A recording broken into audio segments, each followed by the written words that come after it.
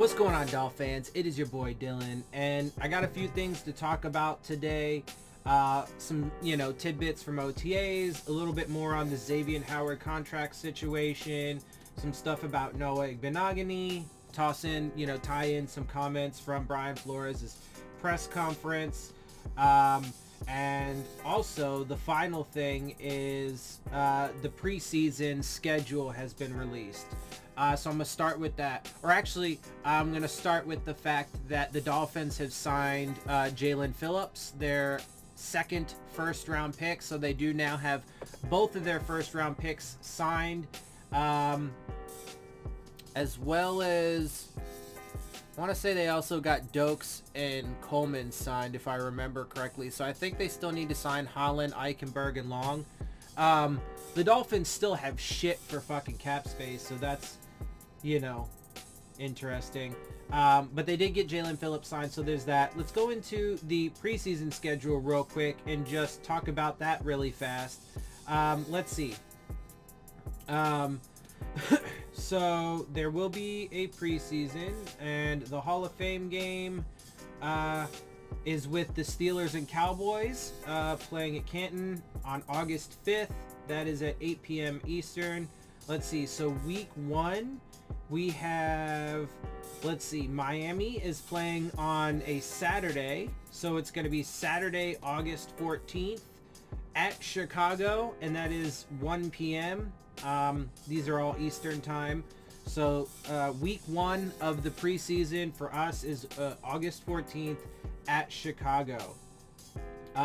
Week 2, we then go back home, and it is going to be a Saturday, August 21st, and that is Atlanta at Miami. So again, a home game for us against Atlanta. Also too, because I don't think I mentioned much about it, we are doing joint practices with the Falcons that week.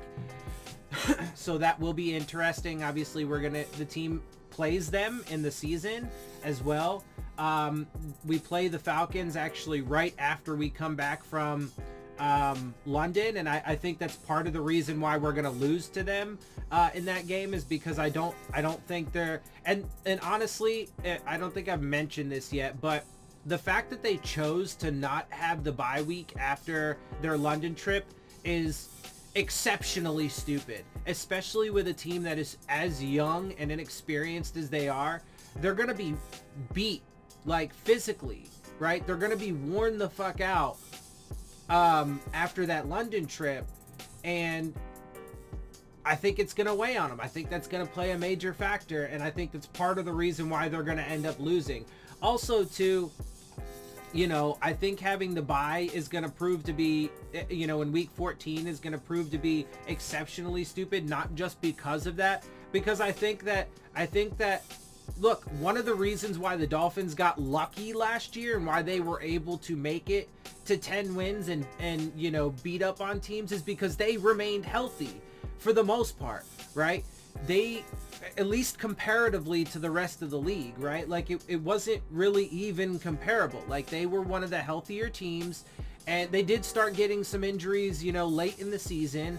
But at that point, it didn't really matter because everybody else was fucking a million miles ahead of them when it came to injuries. And at that point, late in the season, they got to play, either bad teams or teams that were, devastated by injuries.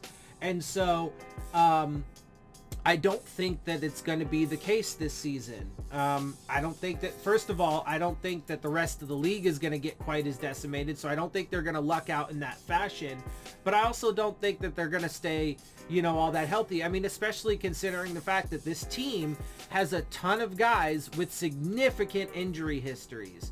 And it's just foolish to think that they're all going to stay healthy. I mean, that includes Tua, that includes Jaelen Phillips, that includes guys on this offensive line, and some of their players in the defense, right? So, unfortunately, even to some degree, that does include Jaelen Howard.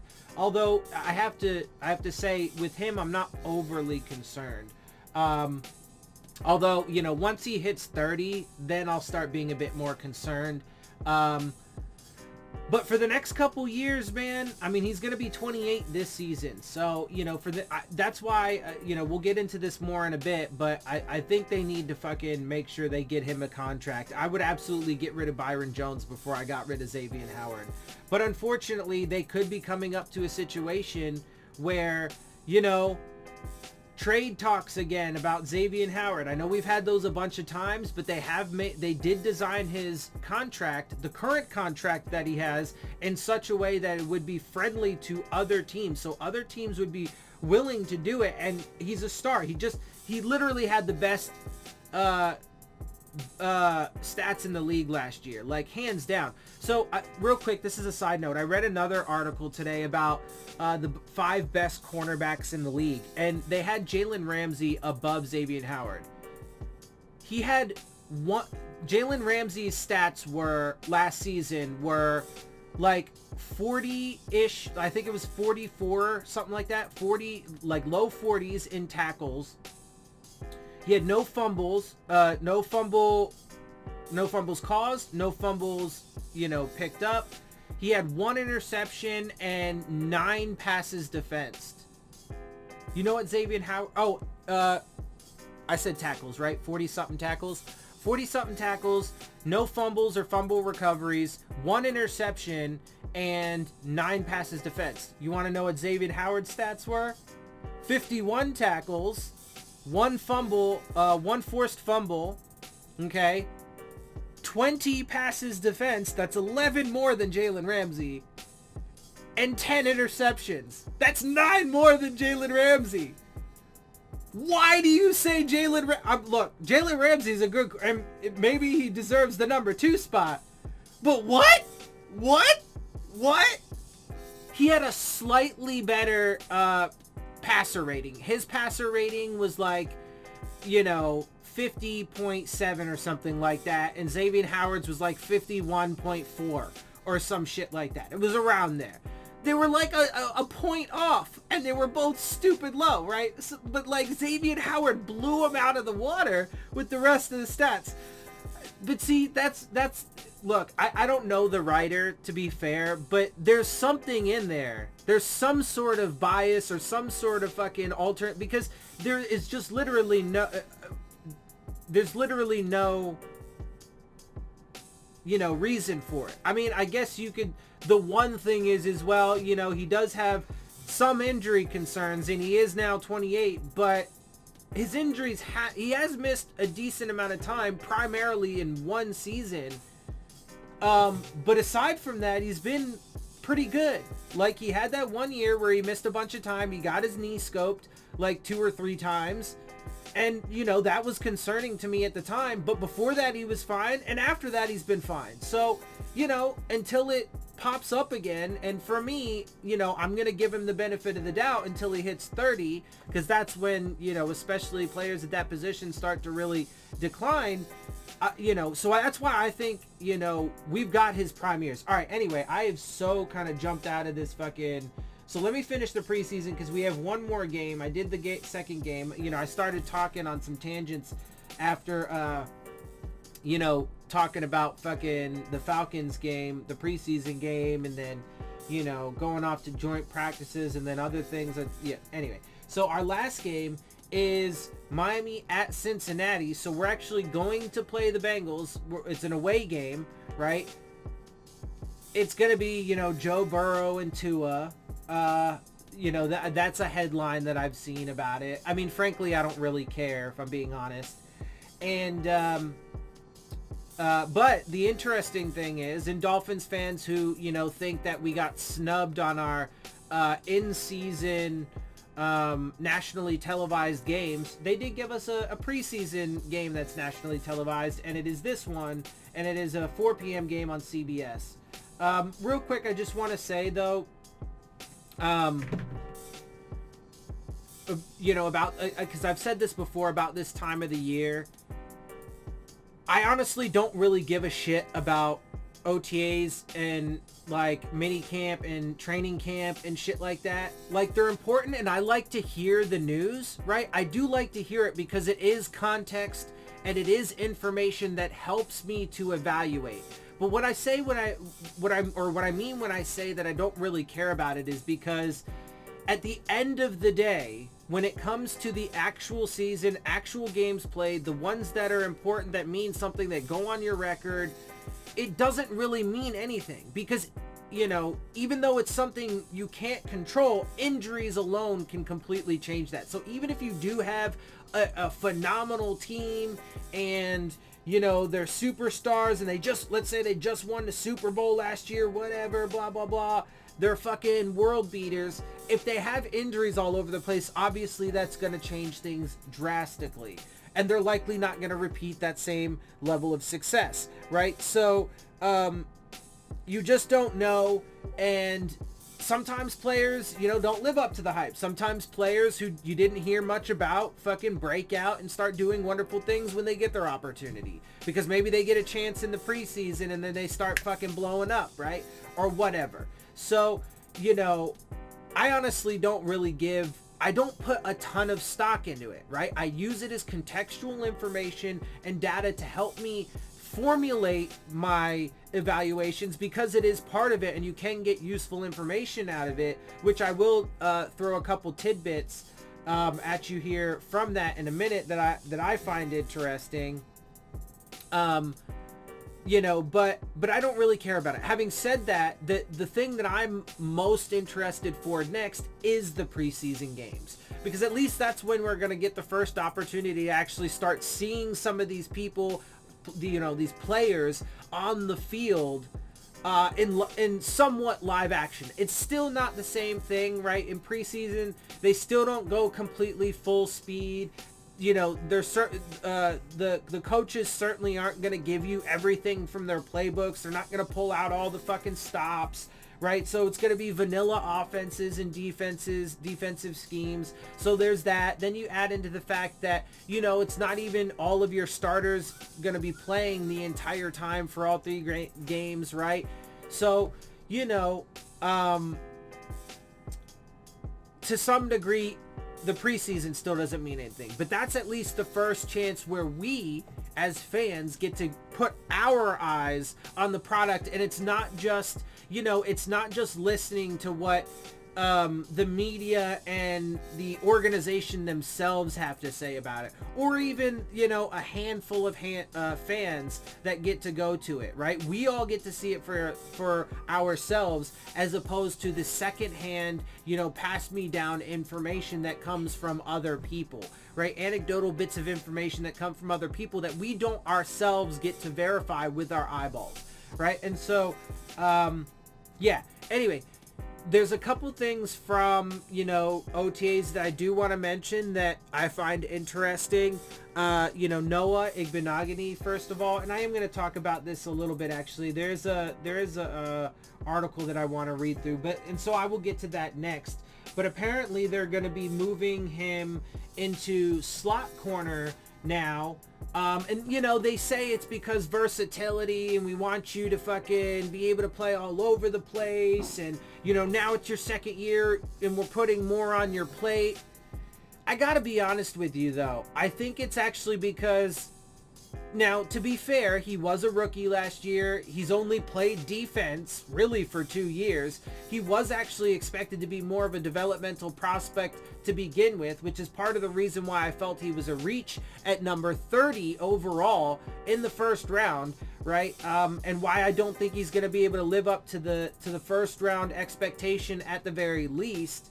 But I think it's more because of the fact that, you know, in his limited action, he really did not, he struggled pretty fucking hard, like real hard. And so, you know, I think they're might actually be trying to like transition him over to that a bit more, in part because of that. Now, that's just my evaluation. We'll have to wait and see. You know, and they obviously got, you know, players like Justin Coleman and Nick Needham, you know, and their safeties, you know, have been taking reps there. So, you know, we do expect players to be all over the place. Who knows if Noah's even going to get on the field much this year with Byron Jones and X still ahead of him. And they do say that he is primarily still expected to be a boundary guy, but at the same time, he wasn't good at all last year on the boundary. I think, you know, what's most important for a player who's expected to be developmental is to put him in one position and let him play that and not put more on his plate, even if he is in his second year. I don't think he's ready for it. And so, you know, whatever. But that's just me. We'll see how their little experiment works out. Let's get through this article really fast, though. This is a Kyle Krabs article. Few Miami Dolphins were more harshly criticized in 2020 than rookie cornerback Noah Igbinoghene. The number 30 overall pick in the NFL draft, Igbinoghene was forced into action early after a groin injury to cornerback Byron Jones. The results weren't pretty. Igbinoghene, who was a 2-year cornerback at Auburn after originally arriving to the program as a wide receiver, was raw, and mental miscues and technical lapses were accentuated as teams continued to target Igbinoghene in coverage until Jones's return. And once Jones returned, we hardly saw any of Igbinoghene the rest of the way. Perhaps the criticism is rooted in many Dolphins fans hoping that draft selection would have been used on a running back, whether it be Clyde Edwards-Helaire, Jonathan Taylor, or J.K. Dobbins. But now, more than a year later, and with actually I would have taken at the time personally Xavier McKinney, and then we could have gotten J.K. Dobbins in the early part of the next round, the second round. Even if we would have had to move up a little bit to get him, we definitely could have gotten him. But I think we actually could have gotten him where we were. I would have to go back and look at where everybody was picked, but I'm pretty sure he wasn't picked until after our selection. Anyway, let's see. Where was I? But now, more than a year later, and with another NFL draft in the rearview mirror, the Dolphins have again opted not to draft a running back early. So punishing Igbinoghene in the public eye for not playing the position fans wish Miami coveted more needs to be thrown on ice. I mean, whatever. Like, I don't, you know, I mean, I do think that they don't know how to prioritize worth a shit. That is true. So, I mean, you know, look, the fact that I mean, it's hard to explain what I'm thinking about here. Like, I get that. I can understand being upset and frustrated that they don't know how to prioritize and they reach for players and stuff like that. I get that, but like being mad, I don't know. I just don't like. There are certain ways in which I think it's fine to compare players, but then there are other ways in which I don't, right? Like, I do think it's fine to compare players overall and generally speaking when it comes to, you know, well, how did they do in, you know, these stats and league average and things like that, because those are part of the conversation. But then when you talk about, you know, very specific things individual to a quarterback, the things that other quarterbacks do have literally no bearing. So for example, you know, talking about the you know, adjusted interceptions that I've talked about, you know, a bunch of times with Tua, like the mistakes that other quarterbacks made have no bearing on the mistakes that Tua made, right? Whether or not they threw a bunch of touchdowns, interceptions, or would-be interceptions doesn't change the physical things that Tua did on the field, right? Like, it literally has absolutely no bearing. So, you know, J.K. Dobbins' career and the things that he does has absolutely no bearing on Noah Igbinoghene, right? Now, it would be fair to say that, you know, it wasn't the right pick, and you know, you could throw out other examples of players who were, you know, picked around him who are doing better and say, look, you know, these are potentially better options. But it also, you know, everything does depend on the overall context too, right? Like, you know, so J.K. Dobbins coming to the Dolphins, he might not have had as much success because, you know, I mean, if they don't know how to build the team up around him, and if he doesn't have an offensive line and so on and so forth. I just don't think this organization and this regime and the people making the decisions know how to make decisions properly. I don't think they know how to prioritize. I think they're terrible at evaluation, and they haven't proven yet to be good at developing players. So I think it's all going to come crashing down. We will see soon enough. Anyway, let's finish this because I do want to get through it. And instead of damning Igbinoghene for his rough start and his lack of impact, now is the time to further explore and appreciate the Dolphins' process with the young talent. Why? What do you mean? They haven't developed him at the position that he's supposed to play at yet. He wasn't good at it. We don't know if he's developed yet because it is only his second year. But he didn't play well at that position. Now you're adding more to it and want him to play a much more complex position in slot corner. It's either because you're moving him to that position permanently, or you're foolishly putting far more on his plate than you should. They're not good at these things. It's mind-blowing to me how people look at the all of the data that we have so far just over the past 3 years and say that they're good at player evaluation or player development. I mean, it's literally fucking mind-blowing to me how people can make that claim about these guys. But okay, anyway, he continues. Draft and develop. First of all, they've already cut 3 players from their first drafts. 2 years in a row now, they've cut rookies from their own rookie classes. And they're likely to cut more of those players in the very near future. Also, develop. I mean, they themselves have said Christian Wilkins, for example, needs to do a lot more. Like, dude, they're not good at developing players or drafting or their player evaluation and stuff. Anyway, coach player is people and individuals. These are core principles for Brian Flores' coaching staff, which, by the way, has also changed every single year. So how do you keep that consistency, even if that is the case, which it's not, and even if that's what they believe in, which maybe they do, they're still not good at it. But again, they haven't even really proven that, because they have been heavy-handed in free agency each and every year. And the only reason why they weren't more heavy-handed this year was because the guy that they were going after all of a sudden had giant legal issues. So, like I swear to God, people really build this crazy fantasy world about the Dolphins organization that just doesn't exist. It doesn't exist. And another bubble bursting bit of information for you. Brian Flores is trying to emulate the Patriots. He is trying to be Bill Belichick and the Patriots. To say otherwise is absolutely foolish and not founded in fact at all. At all. Just not a single bit. All the New England players he's brought over is part of that. All the New England coaches he's brought over is part of that. The fact that his entire defensive philosophy is an emulation of the New England philosophy. Not to mention a lot of the other philosophies that he has in general, like his cutthroat approach to players and why he's constantly cutting fucking players, right? Like, he's trying to be Bill Belichick and the Patriots. He is trying, I mean, he might not put it in terms of, he's trying to be Bill Belichick and the Patriots, but he's trying to copy what they have done. And they say that oh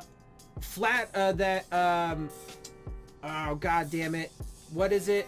I'm gonna fuck this up. Because I can't think of the word.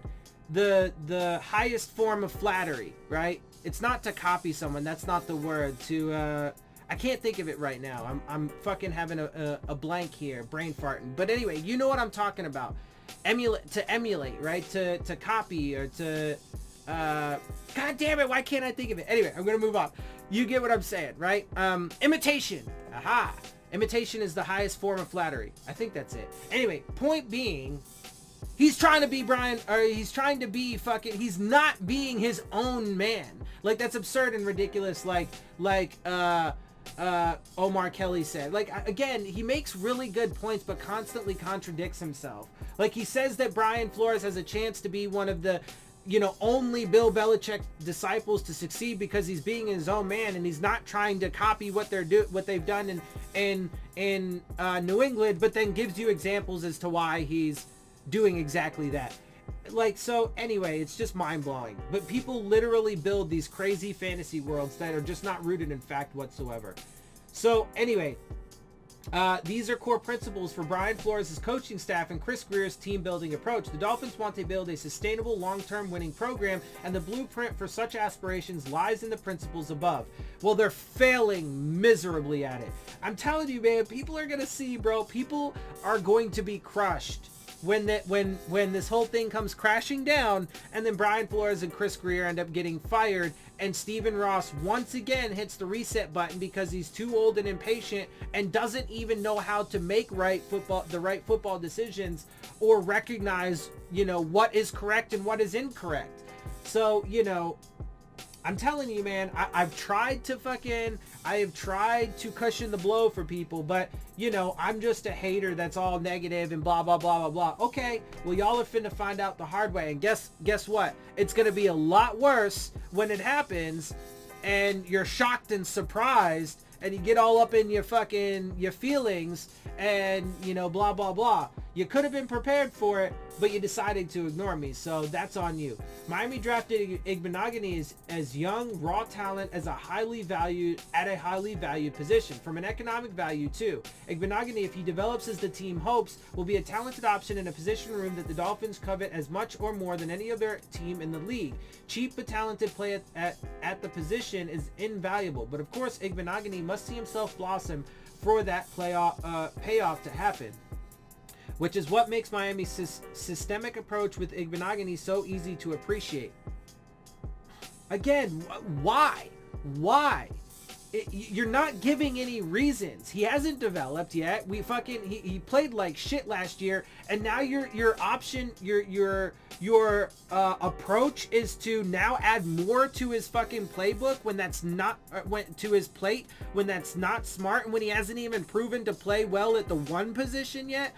Okay, dude, you can preach this versatility bullshit all fucking day long. But if you don't have anybody, if you have a team full of young, inexperienced guys who are versatile and can technically play, or who can fucking be a body in a position, that doesn't mean you're gonna have a good fucking team, you fucking clowns. Like, get out of here with that stupid bullshit, bro. I'm telling you, man. Watch. People are going to find out, especially when injuries do start to hit this fucking roster this year. People are going to find out how bad this team actually is. And they're not a 10-win team. I'm telling you, they're not. They weren't last year. They're not this year, and they're not going to reach that. Which is what, let's see, defensive backs coach Gerald Alexander spoke with the South Florida media a few weeks back, and when asked specifically about Igbinoghene, suggested that Miami's handling of the rookie in 2020 was focused in allowing the young defender to spend his rookie year focused on basic principles and techniques of the cornerback position in general. Okay, how'd that go? He hardly ever played. To be fair, X and Jones, for the most part, were healthy, minus Jones's groin issues, and we're ahead of him. But that doesn't mean that he couldn't play, at all. First of all, he wasn't good enough to prove he could get on the field, and when he was on the field, he was terrible. Okay, so how did that go? I mean, to be fair, for the rest of us, we don't know because we haven't seen anything yet. It is only his second season, and we haven't actually started playing games yet.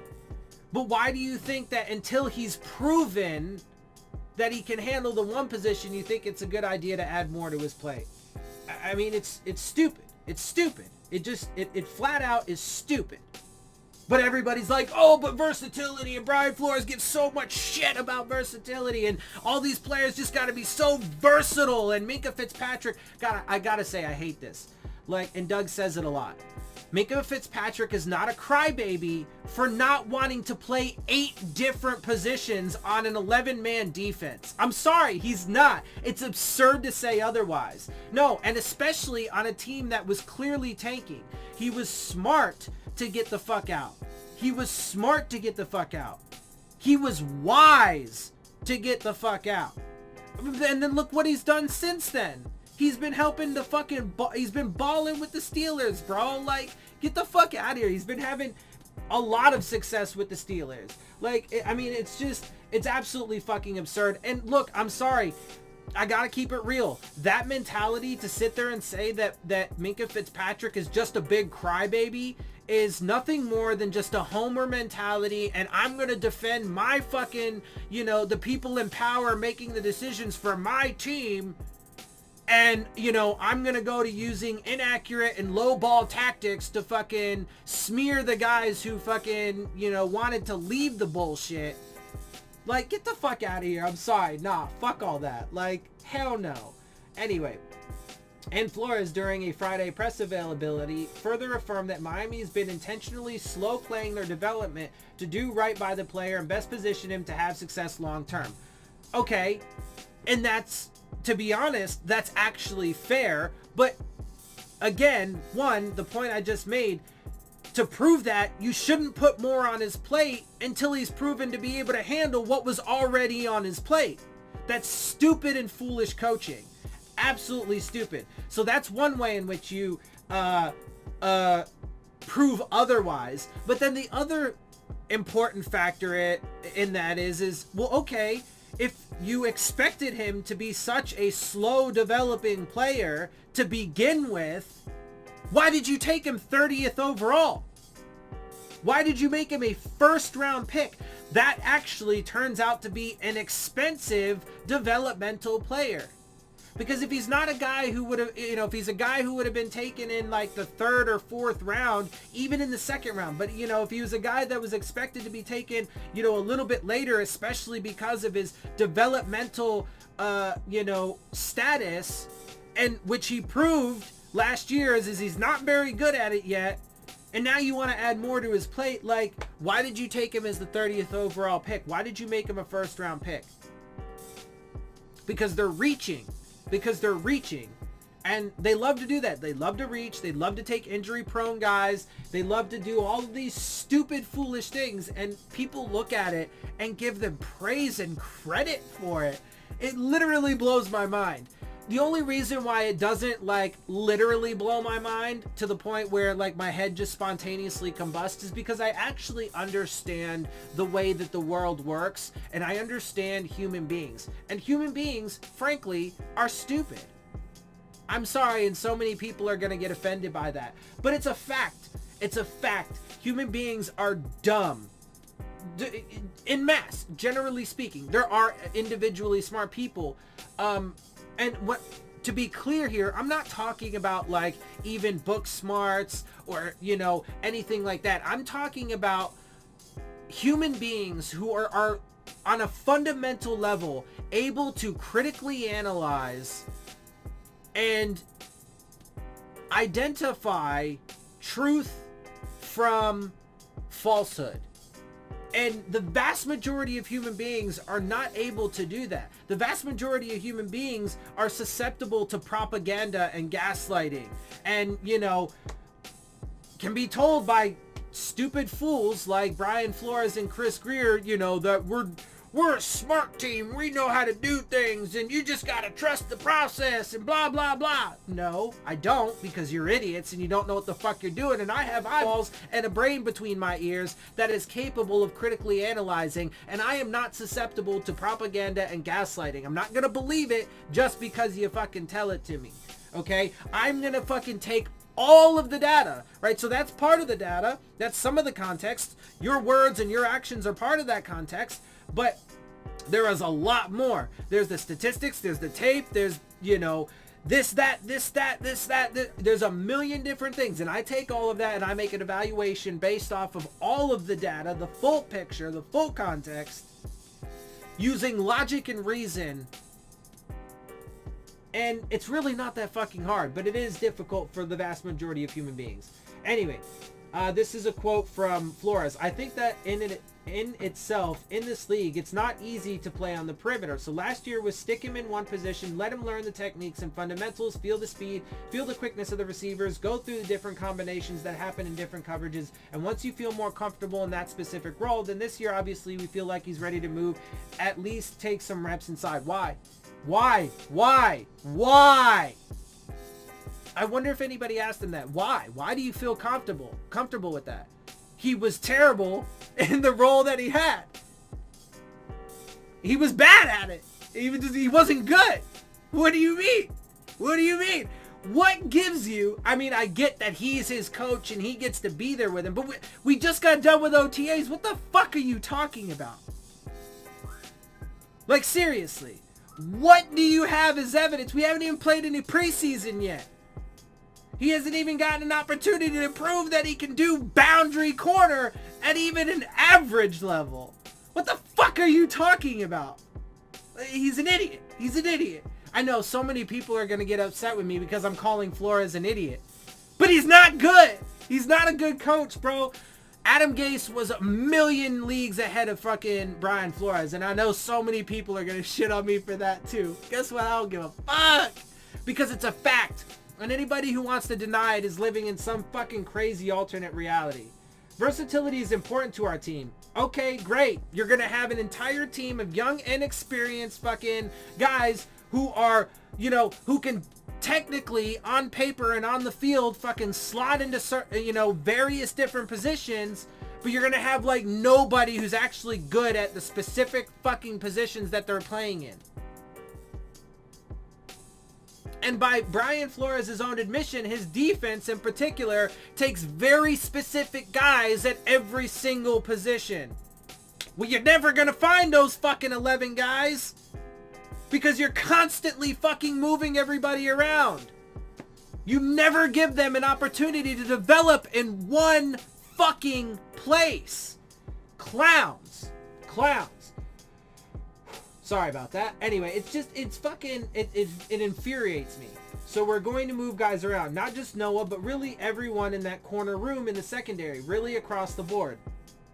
Also, too, when you move guys around so much, it wears them down. Mentally and physically. I'm telling you, bro. And then it'll cause breakdowns. Mental and physical breakdowns. The Dolphins are hoping that their deliberate approach with Igbenogany will pay dividends down the road. Honestly, too, I don't think they fucking are really deliberate about fucking damn near anything. They're just constantly shooting from the hip, bro, and shooting into the dark. Like, it's absurd. They're like, one of their base core philosophical principles is gamble. Take giant risks. Okay. Okay. You're deliberately being an idiot. Okay, I guess if that's what people like. Sure. But in the here and now, the Dolphins should be applauded for drafting a player and having a plan on how to develop them. No, they shouldn't. You shouldn't give them fucking praise until they've proven it. Just because they say that's what they're doing and that's what their goal is doesn't mean you should be like, okay, cool. Now let's fucking see it. And when you prove that you can fucking develop this guy and he can be a good player and have a major impact, you took him 30th overall. He was a first round pick. Until you prove it, you don't get any fucking credit. Zero credit. Not a lick of fucking credit until you've done it. Your words don't mean shit, especially when you're proven to be a fucking giant liar on numerous occasions. Your words don't mean shit. I need to be proven. Okay, let's continue on. We're almost done with this one. Too many front offices and coaching staffs have disconnect on the vision for players, and those investments are doomed before they even begin. That isn't the case for Miami with Igbenogany. Okay. I mean, again, clownish and just, you know, forming a reality that just doesn't exist because that's what's preferential for you. Like, you don't want to acknowledge the fact that he was garbage last year, that the extra shit added onto his plate doesn't make sense, and that these guys are fucking morons that don't know how to fucking evaluate or develop to begin with. And you just want to paint this flowery fucking image because you're a fucking homer and you just want to live in some unrealistic world of optimism. And okay, bro. Well, when your world of optimism comes crashing down because you weren't fucking ready for it and the reality is otherwise, well, I mean, you're going to have your heart broken. Anyway, and while it doesn't guarantee the young corner will go on to have success in the NFL, it does guarantee that the Dolphins are handling him in a fashion to give him best chance. False. It's not accurate at all. Again, until he is proven to be able to handle the fucking... I mean, from off the rip, from Jump Street, even the Dolphins acknowledge that he was supposed to be a developmental player. So why are you taking him 30th overall? Okay. And if he's such a developmental player, especially with the added context of how badly he played when he did play last season at the one specific role that he was given, because apparently all you gave him was the fucking boundary corner role, although I'm pretty sure I saw him play in the slot a couple times as well. But I'll leave that as neither here nor there. When he sucked at that one position, why would you think it's a smart thing to fucking give him more? Right? So, I mean, you could apply that to anything, dude. Mechanical engineer, a fucking veterinarian, a doctor. Right? If a doctor doesn't know how to draw blood yet, why would you think they're ready for open heart surgery? Or even anything next step? I understand open heart surgery is kind of a leap, but why would you, like, to a much more complicated procedure? But if they can't do that, why would you think it's smart to give them more? It's not. It's not. It's not. It's just not. It's stupid. Anyway, moving on, because there is a bit more that I do want to talk about. So actually, some tidbit, another tidbit from OTAs is some stuff on the offensive line. Now, I have, and most people seem to think that, and I agree with this, that the offensive line is likely to be Austin Jackson, Solomon Kindley, Skura at center, Hunt at right guard, and Eichenberg, maybe Fluker at right tackle. Well, the Dolphins, are apparently saying that they do want Hunt and Eichenberg to play guard and tackle respectively, right guard and right tackle respectively. Okay, well, so we're gonna, see if Robert Hunt can transition to the guard position. And so now this is his, rookie season at guard, because last year was his rookie season at tackle. Now he's doing an entirely different position. And just because guys are slated to be better guards, blah, blah, blah, doesn't mean that they will be. So let's see if he can. And now they're also likely to have a rookie at right tackle, which, let's also mention, is Tua's blind side. So, I mean, if the rookie makes any fucking mistakes and Tua gets drilled, well, he's small and injury prone. He could get injured. So there is that. Also, there's word that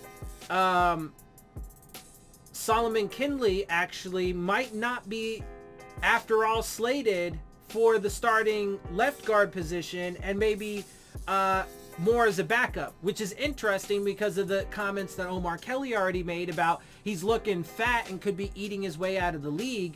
That's not good, because if he's projecting now to have more of a backup role, well, that's another one of their offensive linemen that's starting to fall down the board. I mean, Michael Dieter did it.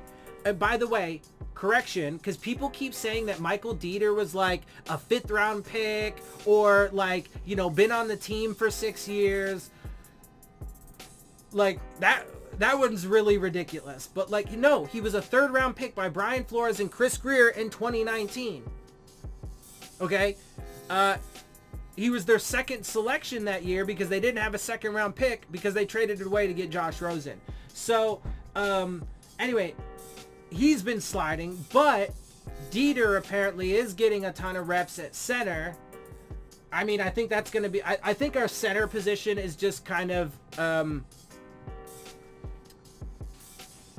extremely worrisome no matter what, if I'm being honest. But, so, look, I don't know, bro. I just don't have, I've said it a bunch of times, I don't have any confidence in that offensive line whatsoever.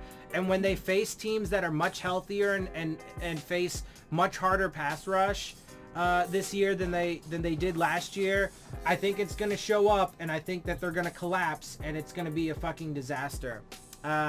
So, to me, a lot of Dolphins fans look at those developments and will find, crazy, weird ways to be optimistic about it.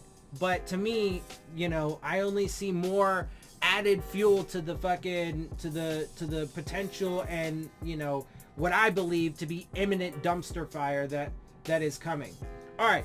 So Now, for the main topic, I mean, this has already been a long video, but there was quite a bit to talk about. This next bit, though, is really, really, really important. And it's, you know, I've already talked about it, you know, a number of times, but let's get through this.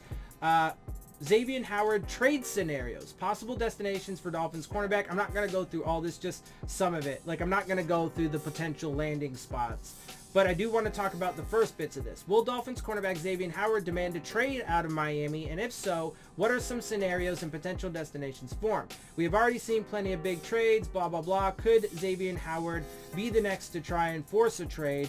And so on. So let me just say, because he did not show up to all of OTAs, okay, but we have to acknowledge that they're voluntary and it doesn't mean anything. Now, mandatory mini camp is coming up, okay?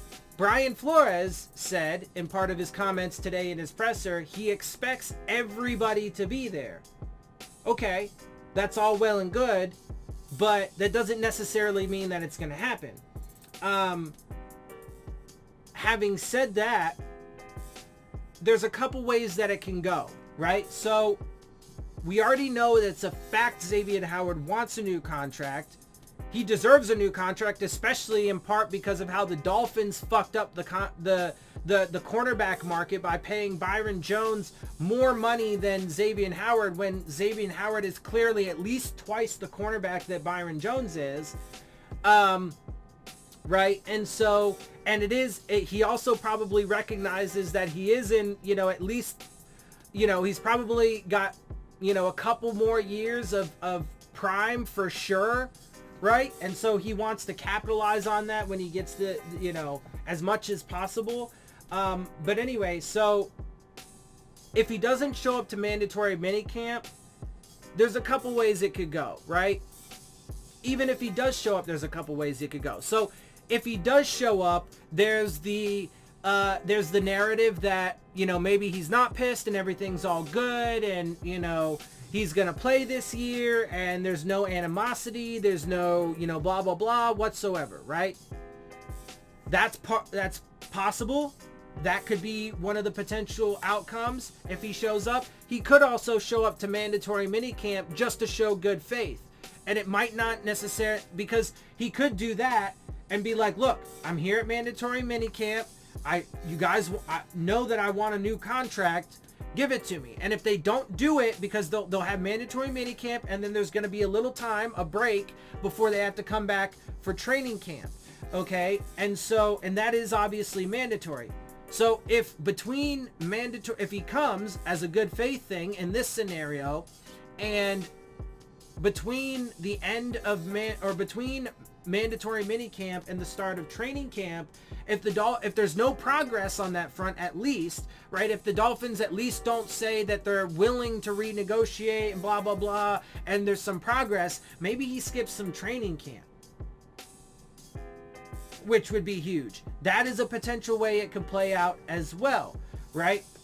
If he doesn't show up, then to mandatory minicamp, then you start that narrative straight from mandatory minicamp. Well, maybe he really is pissed and maybe there will be a trade scenario, blah, blah, blah. Or he could just be holding out now for the small, you know, event, the small bit of, you know, mandatory, because it's only a few days, right? So the tiny thing, and then we'll, you know, come to training camp. Maybe that's how, maybe he skips, maybe he holds out a mandatory mini camp, but then comes to training camp, right? So there are several different ways that it could play out, but this is obviously something that will have to be monitored because it is huge for this team. Huge for this team. Because if for some reason Xavier Howard gets traded or doesn't play for the Dolphins in 2021, that is a massive disaster, and that defense is not going to be the same at all. Not at all. And it's going to be significantly worse. Significantly worse. But on the other hand, they don't have money to pay him. So and that's why, unfortunately, either a trade or him just holding out are real possibilities. I mean, and also Xavier Howard just got a new fucking agent. He just fired his last agent and got a new one. Which doesn't lead you to believe that they're going to play softball, right? You would think that they're going to play hardball. So, you know, again, this is going to be something that is super important to monitor.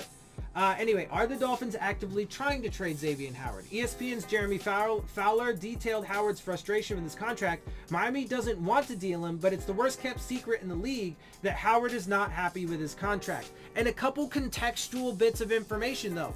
Brian Flores' cutthroat way with players. He'll just fucking get rid of you in a fucking heartbeat. It doesn't matter who you are or how good you are. You have the added context about how they had designed Xavier Howard's current contract in a way that is friendly for other teams to absorb his contract, right? If they take him on. Of course, at this point, the team that he would get traded to would have to renegotiate his contract.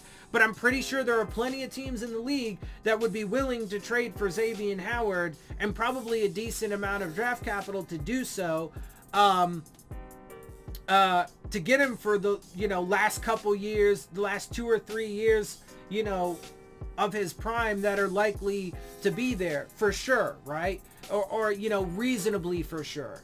So, the Dolphins are on super thin ice with this situation. Currently, Howard is due $2 million less than teammate Byron Jones, whose deal is worth $14 million in guarantees in 2021. However, Howard's $12 million is of the non-guaranteed variety. That is a far cry from what he is worth coming off a Defensive Player of the Year caliber 10 interception campaign. Not just his 10 interceptions, his 20 passes defensed, his forced fumble. The dude was a monster. He was better than everybody, right? Sources, his low passer rating, all of that. Sources tell PFN that while there's only a slim chance in Miami trading Howard, things could get uncomfortable for Miami if Howard's agent starts pushing the issue. It will be very telling if Howard does not show up for next week's mandatory minicamp. So again, I mean, there is possibility that he doesn't show up and it still ends up being nothing, and that he ends up showing up to training camp. But it's likely not good if he misses, right? It's a higher probability that it's a bad thing if he doesn't show up. And we're not going to have to wait long to find out. Miami has an out in his contract after this season, but Howard wants an adjusted contract this summer. If the Dolphins are unwilling, it would not be surprising for Howard to demand a trade and force their hand. There were rumors of the Cowboys being interested in star corner earlier this offseason, but after selecting 3 corners in the 2021 draft, they are now an unlikely destination. But there are plenty of teams that would absolutely do it. And, I would be curious if people start calling fucking Xavier Howard a crybaby simply because he wants to fucking be traded. It's for different reasons, to be fair. It's just because people fucking, again, they just formulate fucking narratives to suit their own fucking personal wishes and wants. Anyway, just real quick, the possible targets or landing spots that they list are the Cardinals, the Patriots, which obviously would be an absolute disaster, the Falcons, and the Saints, the Vikings, and that is it. So, again, definitely something that we're going to have to keep an eye on.